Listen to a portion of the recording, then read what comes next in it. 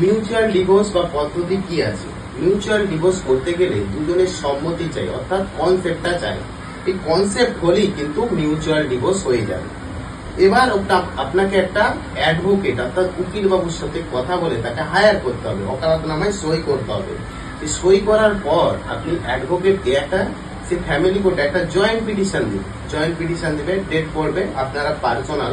সেক্ষেত্রে অ্যাডভোকেটকে অ্যাপিয়ারেন্স করলে, নিজেরাও হাজিরার ডেটে গেলে, কেন নিচ্ছেন, মতের মিল নাই ইত্যাদি কারণ, আমরা নিজের সম্মতি অনুযায়ী মিউচুয়াল ডিভোর্স নিচ্ছি। এবার আপনার 6 মাস পরে ডেট পড়বে। ডেটে আপনাদেরকে ভেবে চিনতে দেখার একটা সুযোগ দিবে। সেই ক্ষেত্রে ম্যাজিস্ট্রেটের কাছে আবার যেই ডেট পড়বে সেই ডেটে আপনাকে অ্যাপিয়ারেন্স হতে হবে। সেক্ষেত্রে আপনার উকিলবাবু সমস্ত বিষয় তুলে ধরবে বা ম্যাজিস্ট্রেট আপনাদেরকে কিছু জিজ্ঞাসা করবে। সেই ক্ষেত্রে আপনাদের ডিভোর্স হয়ে যাবে। আর আপনারা যদি না ডিভোর্স চান, সেই ক্ষেত্রে না যদি উত্তর আসে, সেই ক্ষেত্রে সেটা ক্যান্সেল হয়ে যাবে। আর আপনাদের যদি সম্মতি থাকে, সেক্ষেত্রে মিউচুয়াল ডিভোর্স হয়ে যাবে।